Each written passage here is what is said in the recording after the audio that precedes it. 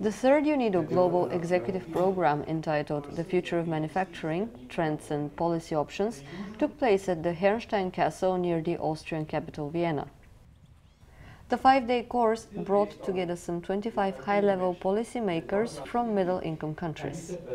We are talking about new technologies, advanced technologies which maybe will not be available for this kind of countries tomorrow or after tomorrow, but definitely they will have impact on industrial policies, on manufacturing in middle-income countries, on their export, on the location of industries, on jobs. And this is the key interest of this program.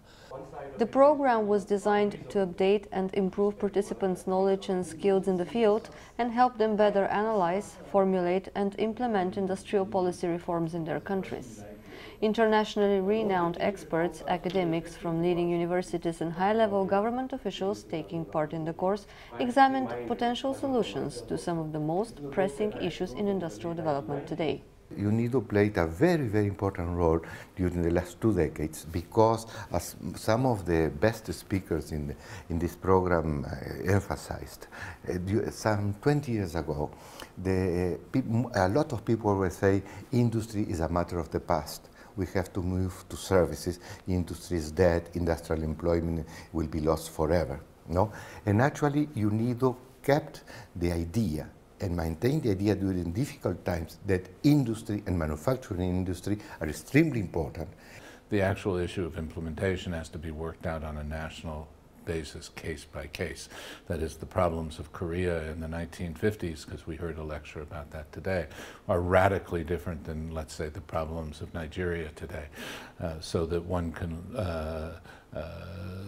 would have to talk through those problems country by country. What are the options? What are the possibilities? What are the things that, in fact, they can try and do? Those are things that, in fact, can be talked about as a group. But actual policy design is always country by country. During the 5-day course, participants reviewed current trends in industrial production, discussed recent changes in manufacturing technologies and the extent to which their countries can competitively enter into the production of high-technology goods.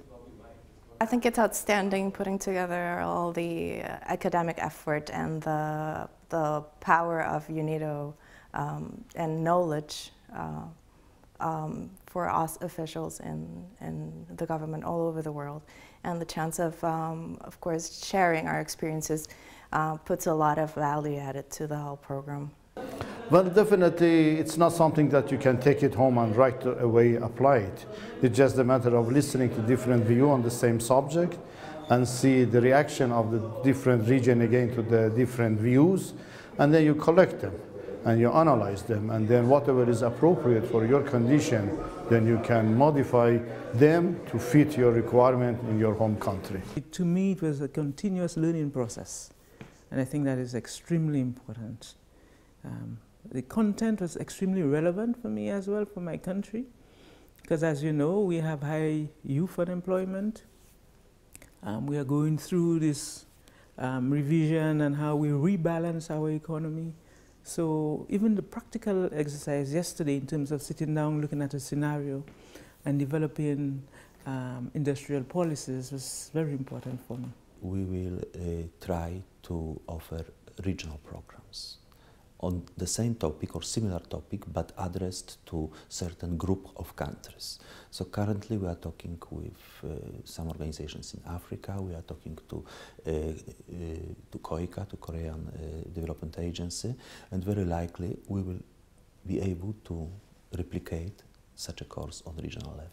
What India is doing. The UNIDO Institute for Capacity Development brings together some of the best thought leaders from around the world to provide knowledge and training for policymakers, experts and young professionals on emerging issues in regard to inclusive and sustainable industrial development.